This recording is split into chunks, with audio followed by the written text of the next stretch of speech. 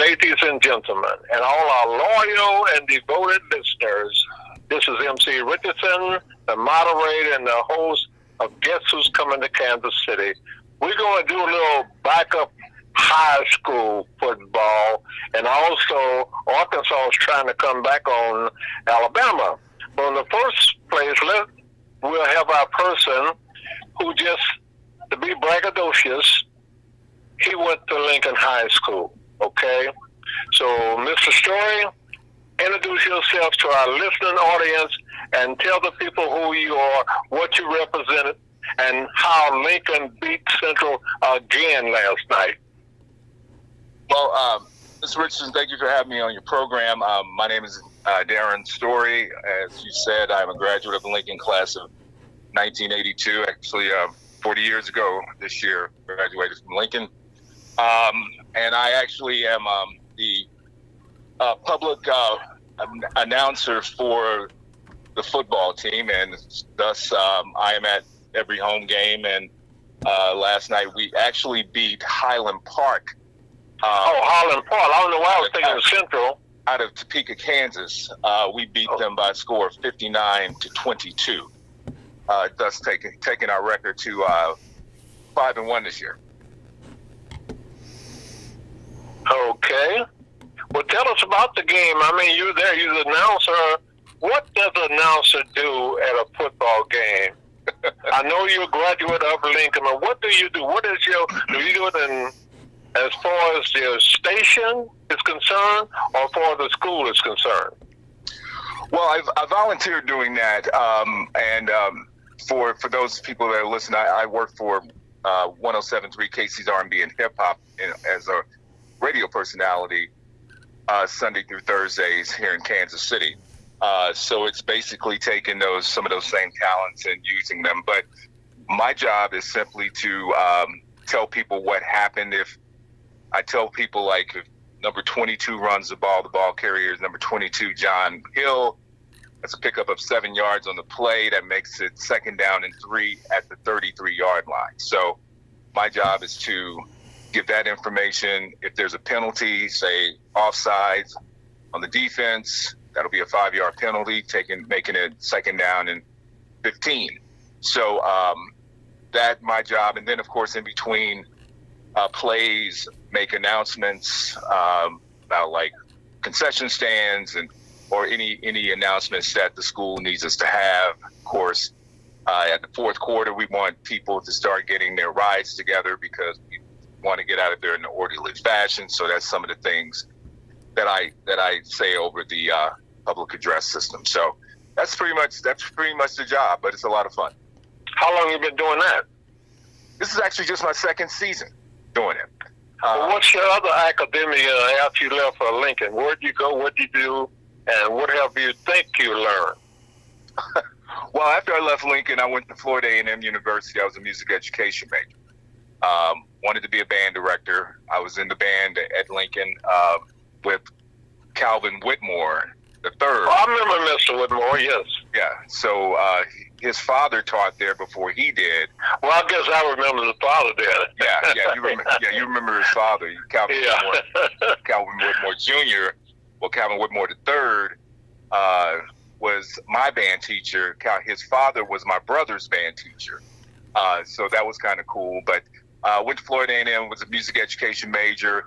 I did not complete that situation because I went back and started playing with a band that I played with in high school called Grand Jury, and then that band ended up turning into a group called Low Key, and we ended up getting a major recording deal with A&M Records. And after that, when Low Key happened, we had a nice little run. We had a #1 R&B hit called I Got a Thing For You back in 1992. Got a chance to do a lot of touring internationally and playing with various artists and whatnot, and that was pretty awesome. And I would probably say that my music career is probably what eventually got me into radio. When you say international, like where? Europe, Germany, Japan. Any cities in those different Japan, Germany, Europe? Any particular cities you go? Berlin, London, Hong Kong, of course. So those are just a few of the cities that we went to. Yeah. Well, I went to Hong Kong. In Japan, I was in the Navy, but we have another gentleman, one of the producers of the show. He's with the Missouri Black Chamber of Commerce, our folks, and he didn't have the opportunity to go to Lincoln, okay? He's up there in that Ferguson, St. Louis area. No, you see, I did not go. I went to Florida and high school in St. Louis. Matter of fact, they was our homecoming team. And I didn't go to the homecoming. I was on the air today for my video program, but you know, we have a team that's been around for quite a while. You know, while I was there, we did win the championship all 3 years on B team and on varsity year. So I'm happy to say I did that. You know, and I left there and went to Wilberforce for a while. Didn't get a chance to play because they didn't have that time, but I did go there and play. But I mean, I'm very impressed with our guest today. You know that I remember his songs going back in the day, and the fact that nice to meet you. Also, nice to meet you, sir.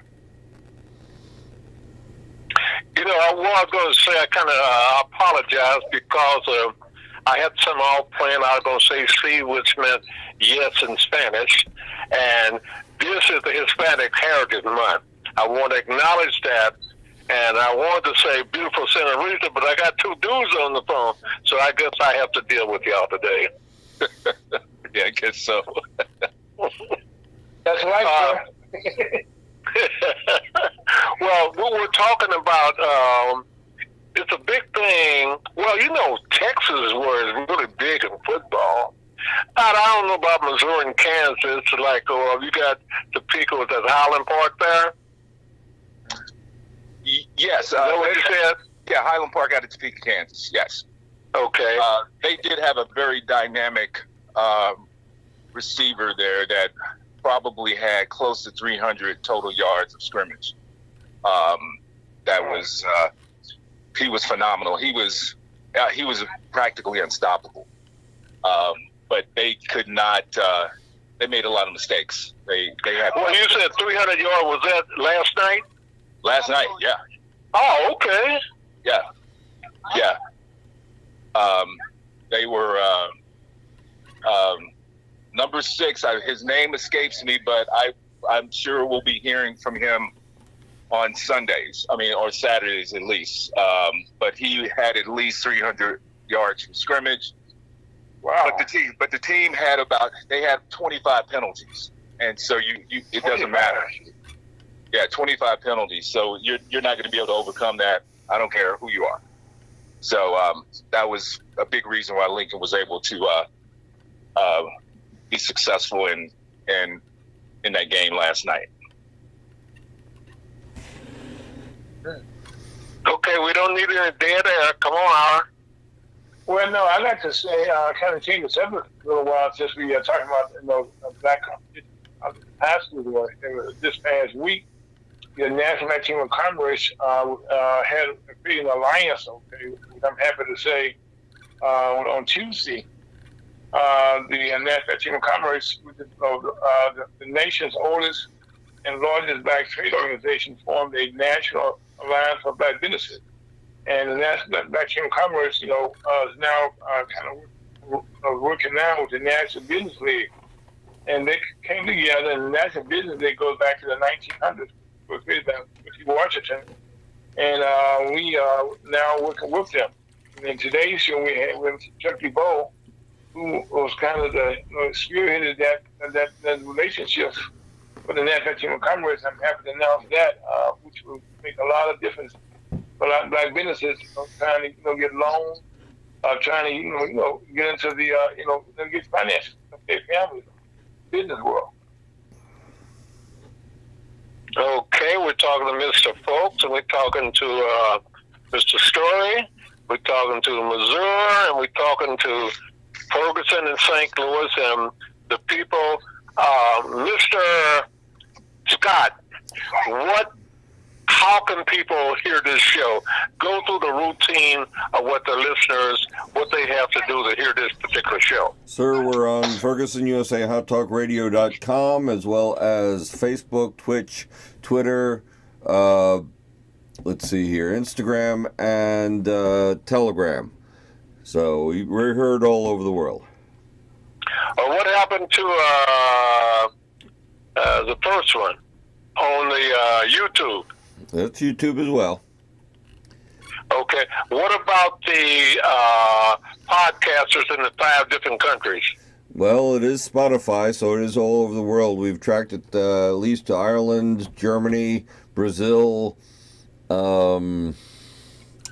let's see here, Scandinavia, and Russia.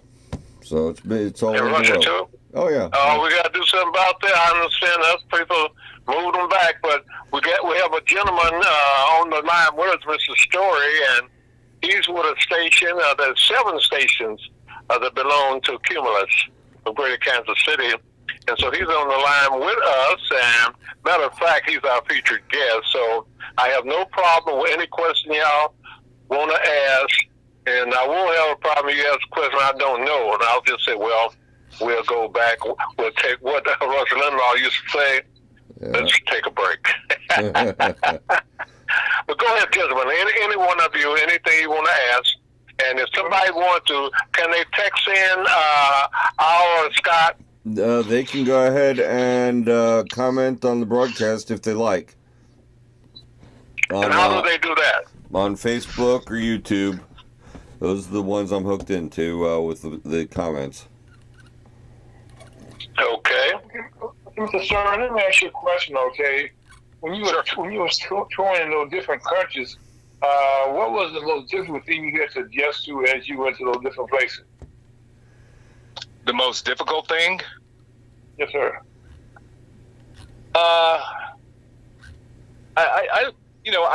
I never really felt like anything was difficult because I was just fascinated to be someplace different, and and I was also in my 20s, so it was all very exciting. If I had to think back about difficult, I mean, obviously there's cultural differences that you have to, get up to speed with pretty quickly.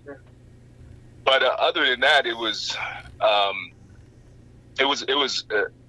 just an amazing experience to be places that people were different than you are, and that was one of the goals when we set out to be professional musicians is to have the opportunity to go different places and meet different people. So it was awesome.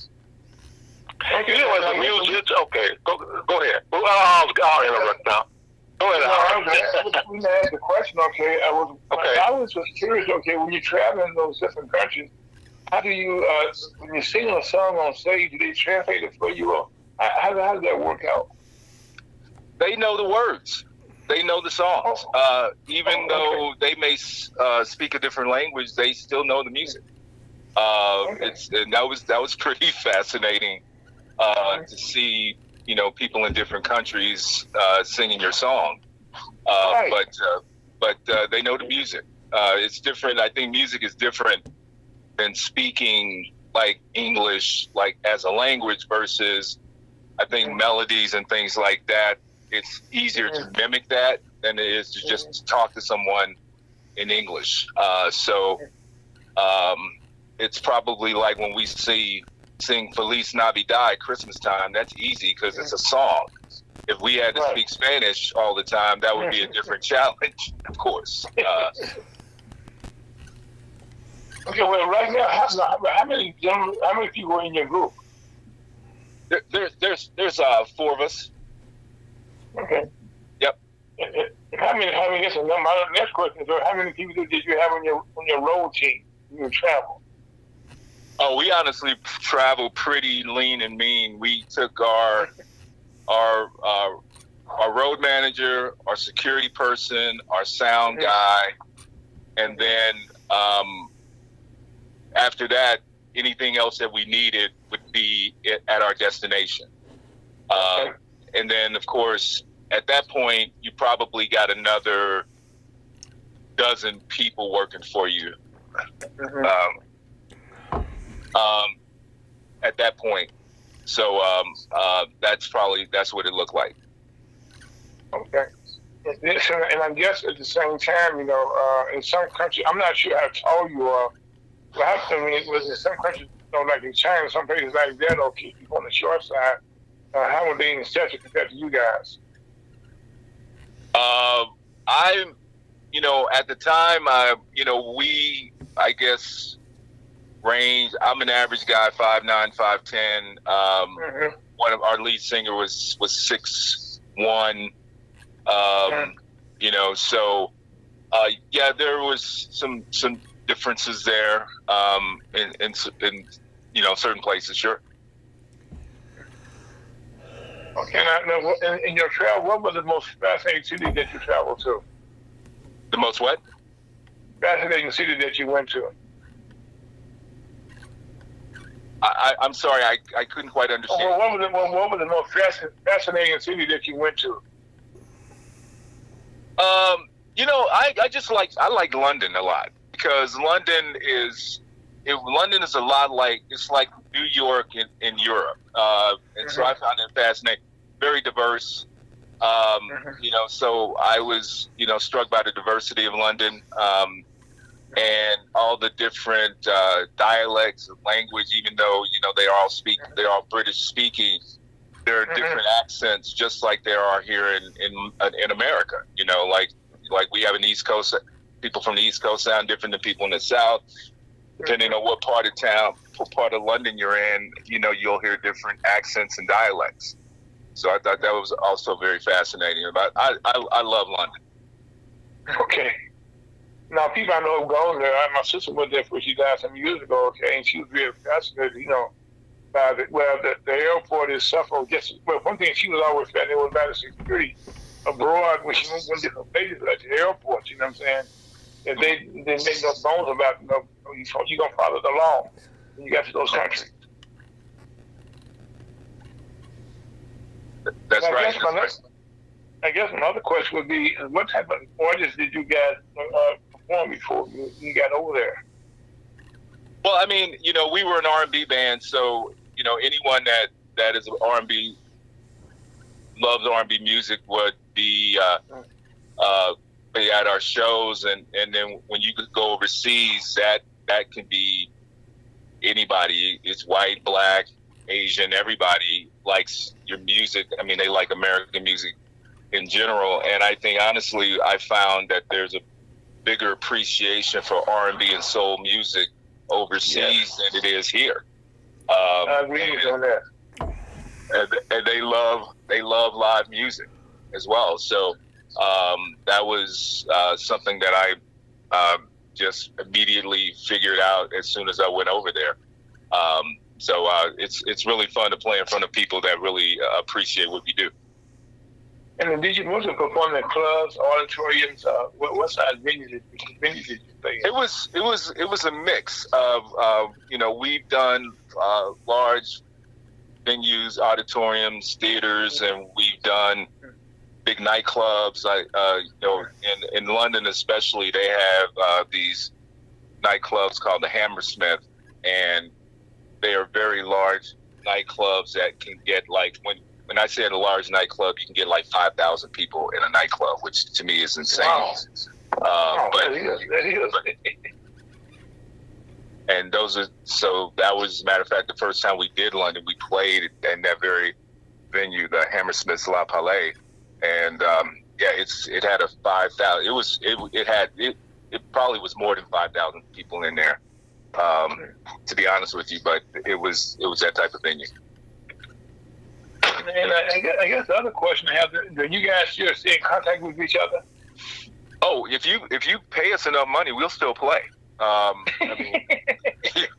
Yeah, we're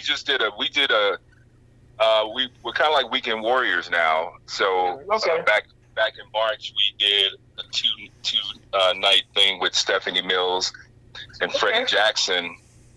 We did Wichita, and then we did Kansas City. We did the Midland Theater in Kansas City. If somebody wants to write the check, we've got a show prepared, and we'll get out there and play. It's a lot more fun now to do it because it's not our job. Right. Yeah. We will still, and we're actually working on some new music, trying to get some new music down. Might drop a single or two here over the next 6 to 7 months. Okay. So it's right now. It's still fun, You guys. That's one thing about music. Okay, I'm very happy to say that our music back in those days is still in demand because we actually had words that people could actually understand. Right. And the words had meaning.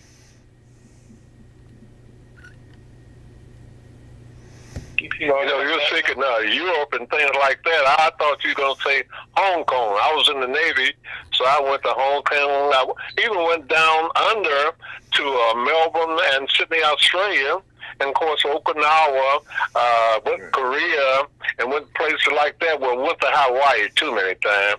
And I was experienced. I didn't go over to the Mediterranean until after I was back here as a civilian, probably back here about 20 plus years. That's when we went to Italy and we went to France, and we went to about 4 ports each there. But as far as where you went international, what you were saying, like a lot of people would talk about, when you talk about Japan or something like that, or China, they talk about Shanghai and they talk about Singapore. Were you ever close to did anybody offer? And another thing I want to ask you, I guess the people, they went crazy by you guys being from the U.S. I know they like our music, okay? But you was treated royally, really first-class celebrities, I would say. What would you say? Oh, I would agree. We were treated very well everywhere we went. It was first class, and like I said, they have a real appreciation for that. To the first part of your question, unfortunately, we never got any offers to go to Singapore and Shanghai during our time out there. But those would have been great places to go and play for sure. You went to the different countries. I did the Ethnic Richmond and Festival. I do that every year, broadcast from the Outshore Park in Kansas City, Missouri. Mm-hmm. And that's normally the third weekend in August. And they have 65 different countries that are part of the Ethnic Enrichment Association. But most of them have been in the United States. Oh, man, 10 to 30 years. It's not like they just came over here. And a lot of the children go there. Then the biggest thing, what is natural food in other countries or not natural foods here. Just speak on the different. What did y'all? I know y'all didn't take a sack lunch with you. What type of food did y'all enjoy at those different places? That's where sushi. First time doing that. That was awesome, and I still eat sushi to this day. It's one of my favorite foods. What's that now? Sushi. Oh man, can you get him some raw fish? No. I've tried it a couple of times, and there are certain kinds of sushi. There's very few kinds that I just but I'm not too much into it. I mean, the first time I got it, okay, I got it. I was like, one time I was in one of those Chicago, matter of fact, and one of the food what's it called? Stands up there. It looked real nice, okay. So I put it on my plate, did not know what it was, and I just, oh my God. But you have to use a lot of hot sauce and horseradish and everything. See, I didn't know that at the time. I just went on big on that was I understand. Me too. I didn't know either. Or should I say, depending on where I'm at, I didn't know either. So that was the thing that really got you on. So that means you just go out there and fish, catch the fish, cut it up, and start eating it. Or it didn't work like that. Well, I mean, I'd let somebody else do the catching and the cutting, and I'll eat it. But I never thought I would eat anything raw. But when it was no different than traveling domestically, going down to doing a show in New Orleans and eating oysters in the half shell, and that was something I tried, and to this day I love oysters, the half shell. But London is not London. In the United Kingdom, they don't really have. They have some cuisine. It's pretty bland, but one of the things that over there, it's very ethnically diverse. So I learned that Indian food is something that I ate a lot over there. People from the Caribbean, their food, and all of that, and then of course Mediterranean food, from folks from the Middle East, Morocco and places like that. So you got a chance to eat all kinds of different foods from different lands, and that was something that was new. Coming from Kansas City, it's different now here, but back then there wasn't a lot of ethnic food choices here in Kansas City. But now there is. But so when I went overseas, I was able to eat a lot more ethnic food. And then, of course, being in different countries, again, sushi and any type of Japanese cuisine was amazing as well. I'm talking about remiss. I should ask your program in your group. What were you who was the lead singer? What was your position in your group? Our lead singer, we had two lead singers, Andre Shepard and Prof T. That's his stage name. I was a background vocalist, and I also played trumpet. Okay. So our band came from a larger band that we had before called Grand Jury, and we were like a 11-piece, fully contained funk band with horn sections and all that. But then, that was in the 90s, those type of bands were not in demand anymore. And they wanted smaller groups, very...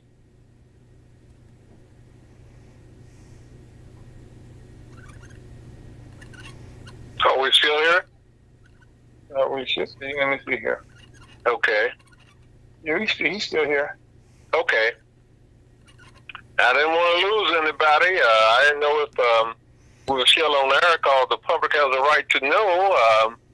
And we're talking to some distinguished gentlemen, Mr. R. Folks and Mr. Darryl Story, who does the trumpet. He does all that. He's a talk show host, and he's with one of the stations that accompanies. They have 7 different radio stations there, and he's on the hip-hop side, if I recall you saying that. Wait, let me see. Mr. Story? MC, let me hang up the line and go get him again if you don't mind. Okay. All right, ladies and gentlemen, we got a special broadcast today, and we're talking to some people. First, we started out talking about Lincoln, and then we ended up talking about a musical group and entertainers that have not only performed here locally, but internationally. We got Mr. Darryl Story. He's one of them, and they still do some different things. When they're called upon or somebody wants to provide a trip for them, a paying trip for them, and we're very happy to have him to just kind of re-educate us on what happened in the other world that we from Kansas City and we from the United States are not privy to every day. We might see it on TV, but unless you actually experience it, you can only think or guess about it. MC, we got Mr. Story back on the line with us, okay, but in the radio, you have a hard stop in 5 minutes to go, so one that kind of, talk a little bit about it. Mr. Story, you want us to apologize for talking about your call? You wasn't on the line. Can you clear that up? No, the call dropped, and I was still talking to you guys. I didn't realize that the call had dropped. And I had told a big long story, so I don't even know where. Let's start from the front story and tell us the story one more time. Well, I think when we were talking about what I did in the band, and right, yeah, yeah, and so I was saying that our band was kind of configured from a larger band. That was a local Kansas City band called Grand Jury. We had moved to Minneapolis trying to get a deal. The band breaks up. A few of us go off and do a couple things, but two of the guys in that band ended up getting signed with Jimmy Jam and Terry Lewis. Did you guys hear that part? No, we didn't hear it. We didn't hear that. Okay. And Jimmy Jam and Terry Lewis, of course, are two of the most prolific producers in music, and they originated from Prince's group, The Time, and then they went off on their own. So we were actually signed by them due to two of the guys that are in our band, and that's where we worked, was in Flight Time Productions, and that was an amazing experience because at any given time you could be in the studio with Janet or Sounds of Blackness or Karen White. I mean, because all these people were coming through Flight Time Productions, and because of that experience, I got a chance to write songs on a movie soundtrack, the Mo Money movie soundtrack. Oh, okay. Damon Wayans movie back then, and that was a platinum record, which was awesome. And just that's the kind of things that would happen. We'd be sitting around and say, "Hey, man, I need y'all to write a song for this movie soundtrack." And I'm like, "What?" So so that's the kind of stuff that used to happen. But it was a great experience, and honestly, wouldn't change a thing. If I would change a thing, maybe a few more hits would have been nice. But but nevertheless, it was a good time. It was a great experience, and it was a dream that came true. So when people ask me about how do you do it, I said, well, the first thing you got to do is you can't quit. That's the first rule. Because once you quit, it's over, So don't quit. Keep trying. Keep moving forward. And then sometimes you need a break. Sometimes you need some luck. But as long as you're in the game, you got a shot. You get a chance to work with Prince while you was in Minneapolis. I'm sorry. What's that again? You get a chance to work with Prince while you were in Minneapolis. We did not work with Prince directly. Now, we were in his orbit, as a matter of fact, because, when we first got to Minneapolis, the first time we went to First Avenue, we met him. And, he was always there, just like it was in Purple Rain. And so we got a chance to meet him, but we never got a chance to work with him. But I do have a story that I'd like to share before I get out of here. Go ahead. Our manager at the time was DJ Cowboy, and DJ Cowboy was one of Prince's personal DJs. And so what that means is that you're either like, if Prince had a party, you could be. He was one of those guys that would DJ for him, but he was also one of the guys that he would bounce music off of. So it was very much customary for, Prince come by, pick up DJ Cowboy, he tells him get in the car and say, hey man, listen to this. So he'd pop in a tape and he'd ask him like, what do you think? You think people dance to it? That type of stuff. So Prince was pretty pragmatic. I think a lot of people think that he was thing he ever wrote, which is not the case at all. It's he was pragmatic, and he wanted people to like the music, and he cared about what other people thought. So one day we were in our rehearsal space in downtown Minneapolis, and Cowboy brought this little cassette tape with about 1 minute and 30 seconds of this groove. It was this funky groove.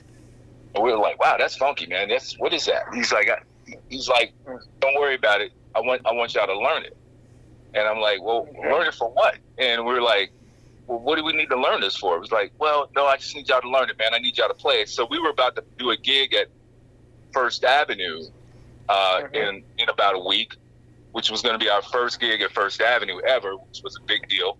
And so we learned it, and then so we didn't know what to do with it. We thought about putting some words to it. We were like, no, don't put any words to it. Said, oh yeah, this is what we'll do. When we're introducing the band, we'll play this music to it, right? So, and that was actually my job, going around saying on keyboards, y'all, Lance Alexander, give me love, that kind of thing. So we were playing this song, do. So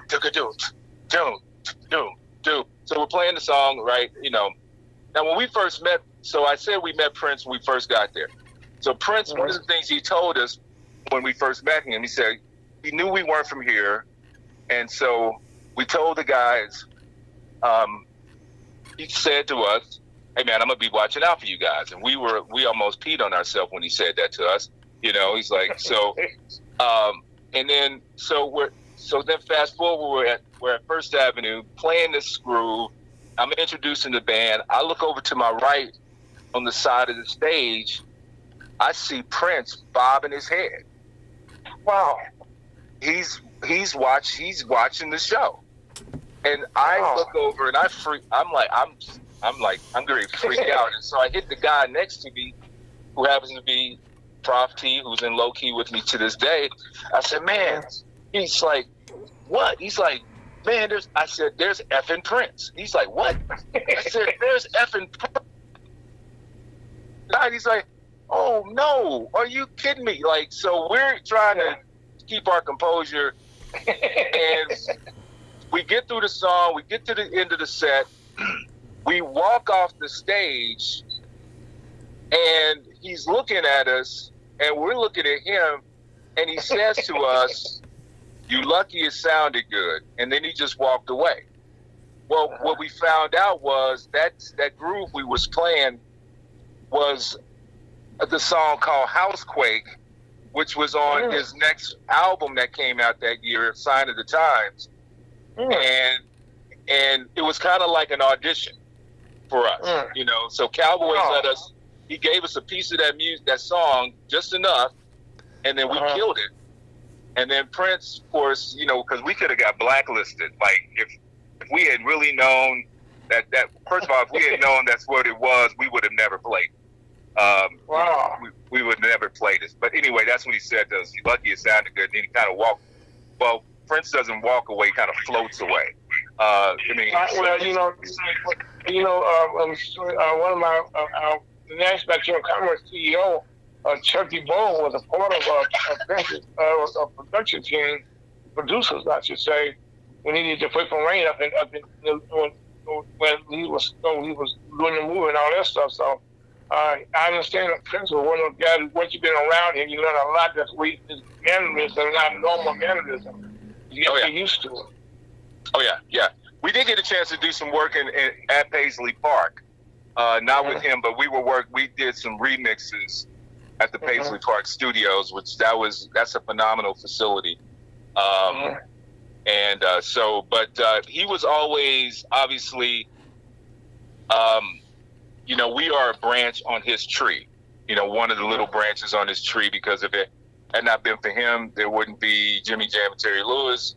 No Jimmy Jam and Terry Lewis, there's no us. So we're one of, so he's a part of our DNA, for sure. It was a privilege to get to know him a little bit. What we didn't know him well, but obviously we knew a lot of people that knew him very well. As a matter of fact, my old business partner and MC, I think you might know her, Maylene Stone Poole. I believe so. And I was going to ask you, and there's only one left. I know y'all knew the Sincere, which changed the name to the Bloodstone. Yeah. Maylene is actually the muse or the inspiration for Little Red Corvette.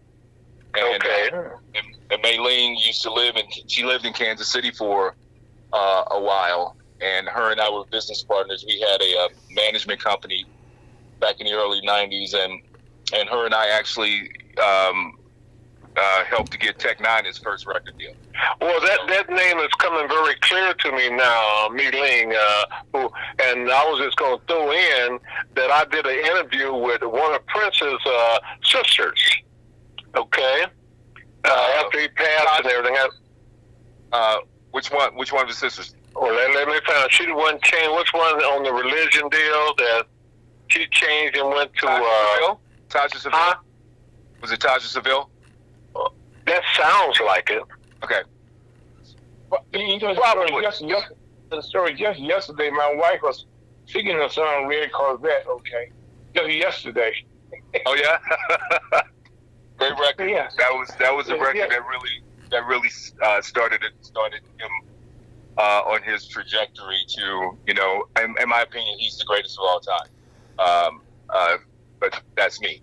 Before you go to the store, before you leave, tell us a little bit about your show you're doing in Kansas City. Take us a little bit about this week. Get out of here. Sure. So I actually do 3 shows on I do one show that airs on all of the stations on our cluster called Caring for KC, and that's a community affairs show that airs on Sunday mornings at 5 a.m. on all of our stations in the cluster. But then I also do a Sunday morning gospel show 6 a.m. to noon on 107.3 KC's R&B and Hip Hop. And then my nighttime show Monday through Thursday is 107.3 After Dark. From 9 to midnight. So that's when I play obviously slow jams, and definitely tune into, if you like throwbacks. My Throwback Thursday show is, if I have to say so myself, phenomenal. And I'm very fortunate that my program director Boogie D gives me autonomy to pick music and program the show. Which a lot of DJs don't get a chance to do that.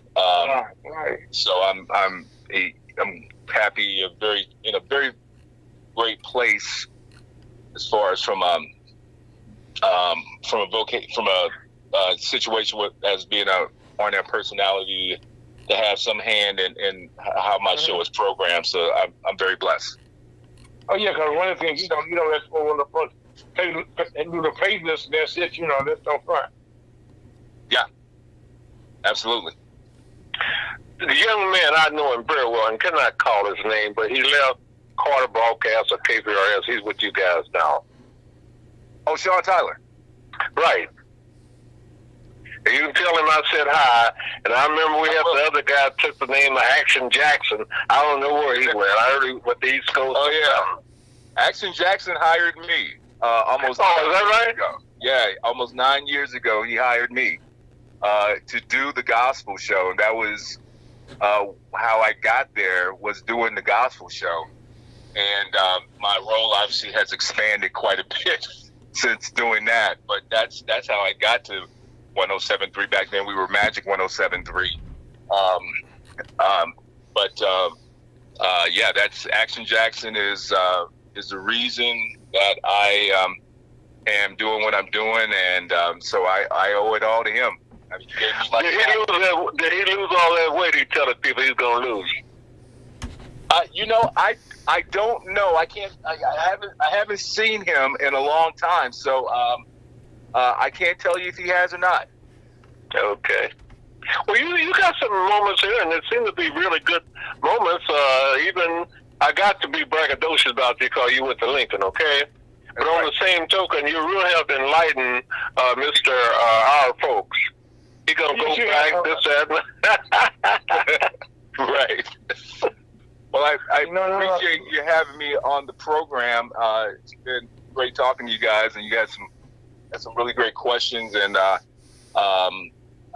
appreciate the opportunity to talk with you guys. Well, this thing was cool. Matter of fact, I want to thank you. It's been nice speaking to you, and I hope to speak to you again. This book I'm asking. Matter of fact, I'll send you a copy of this program also. All right, I appreciate that. Okay. Mr. Darrell Short, we didn't say you were still. We still got about 5 more minutes, brother. No. He has to go. He has a hard break in 5 minutes. So he gave us over 5 minutes. So we appreciate that. He said what now? He had to leave in 5 minutes. Oh, he had to go. He said he had to go. Yeah, right. But he talked more than 5 minutes. We appreciated that. So he gave us more. Oh, okay. I didn't know he said he had to go. Yeah, no, so he was on a time limit himself. Yes. So we thank him very much, for the time he gave us. Well, that's good. I'll be talking to him quite a deal, but like I always say, the show must go on. So what's going on, Mr. R? And let's give us a rundown. What's happening? I don't know what the score is now, but Arkansas was trying to come back. Well, now Arkansas ducked ahead, and Alabama is now leading 42-23. Oh, okay. And they're playing in Arkansas, and I will tell you that the defense kind of blinked a little bit, in Arkansas. I mean, Arkansas is right now, Alabama is being Alabama. That's a better description. Yeah. And they got about 9 minutes to go in the game, so okay. They still got time to come back, okay. But I think right now, I doubt it, but okay. Yeah, I doubt it, okay. But right now they got the ball, about 30 yards, 35 yard line. But right now, Arkansas is not. The defense in Alabama is like they normally do in the fourth quarter. Yeah. So, but Arkansas did hang in there for about 3 quarters, okay, when the fourth quarter, Alabama took over. No, wait a minute. Let's get this straight. Alabama was leading them 28-7. Well, they came back. And then Arkansas came back and scored again. They came back in the 27 in the second half. Right. And so they was 27-3 for a while there, and Arkansas came back. But again, Alabama became Alabama. They do what they normally do. They shut you down. Mm-hmm. But the quarterback, is your nephew, your grandson playing this year? He transferred up to Hutchinson Community College. Oh, okay. And he's supposed to be coming out going back to Seminole. My understanding, they don't tell me too much about where he's gonna go back to Arkansas. I know I spoke with his mother, and she was saying they was having a problem with the coaches. So I don't know. They keep me in the dark. Well, right not that nothing I could do to help, but well, we all know, okay, that there's always a place for people with your expertise that something. Matter of fact, they all here because of you. Those are your little branches off your trees. Mm-hmm. Is that right? Right now. Oh, yes, sir. Matter of fact, you see, in Kansas City, you've done so much for so many people. It's just unbelievable, okay? The thing that, the scholarships that you provided over the years, through Yuma. Matter of fact, we were talking this afternoon before the show that your banquet that you're going to have now is going to be a luncheon at Watkins. Tell us a little bit about that. Well, yeah, what we're doing, and we're going to hold this on December 3rd, my 83rd birthday. And that will be what we're going to change that to have a luncheon. We'll have our four state-of-the-art workshops, and then we'll have our different spokespeople. We also will recognize people for time well spent. We'll recognize the people for the table of eight, and then we have people that are part of the what they call it, the civic prestigious people, which we had selected. And all of our prices seem to round out to $125, and we just have to check. I know Emmanuel Cleaver, he was coming on the 17th, but we didn't have it on the 17th. But we're still reaching out to really make all those announcements, and we're going to have it over at the Bruce R. Watkins Cultural Heritage Center. And I think we'll have a dynamic program. We're going to recognize a young lady that was, you heard of Lionel Richie, and he had 3 times a lady, was a young lady who passed away, Rosa Jane. I know you met Rosa Jane, because she was sitting out there when we had the deal down the Negro Leagues Baseball Museum. Yeah. Well, anyway, collecting the money. She's watching the money. Exactly. Sir, anyway, it's 4 minutes till 6. I created a plaque called Rosa Jane 4 times a lady. And those 4 times are, she's a life member of the historic Second Baptist Church. She also was a life member of the KCMO EP. She was a life member of Freedom Inc., the political organization that recently held its 60th anniversary. And she was a charter member and a treasurer of the United Minority Media Association. And then she also coordinated the Black Agenda. So we're going to try to get Mr. Eric, which we had on the show one time, to post that, because they normally have that every Monday. And we're really looking for people to participate. A lot of people might not know what's going on, but some of the people, we really cover a lot of people. And again, we're going to do it in a short time, but I think we will do a great job. I know we'll do a great job of just getting that word out, because a lot of people we had to change because of different people had other commitments. But on the same token, my favorite word, the show must go on. It must go on. and it will go on. As a matter of fact, and I'm happy to say that that is coming together, being a very nice affair, and I think that's Yuma. As a matter of fact, I can excite you to say this, that Yuma has been able to give parents an education with scholarships, and their kids that come around behind them and get scholarships or opportunities to get into the media business. I'm afraid to say it's 5:57, so we need to wrap up, folks. I'm sorry. Okay. What did you say, sir? I said it's 5:57. 50 seconds? No, we got 3 minutes to go, MC. So give us Okay. a wrap up. So did he take a minute telling us that? No, well, no. Well, you know what?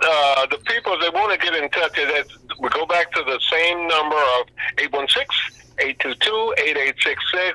I know when I was at a rehab deal, had a little leg problem, but I'm back home now, and we're ready to roll. We're ready to get things going, and if we have to make any necessary changes, but we want to really bring the people out and let them know what Yuma is all about. A lot of people say UMA, but it's Yuma, the United Minority Media Association. And we just recently celebrated our 49th anniversary on August the 28th of this year. And it's the oldest black media association in the country. Yes. And then you saying, don't you get it? You've been taking, you know my lines, don't you? Well, Scott, I sent you the timers. You timers, let us know that. We're going to let you take us out of here to next week. I'm supposed to have an actress on. I'm supposed to have, but we will see. But, Mr. Scott, you take us out of here. Well, thank you for listening to Guess Who's Coming to Kansas City with MC Richardson. We're We're on Ferguson USA, HotTalkRadio.com, as well as Facebook, Twitter, YouTube, Twitch, and Telegram. And also look for us where you get your podcast. Have a great night. You know what, Aaron? He did a bang up job, didn't he? That's Scott for you. Okay.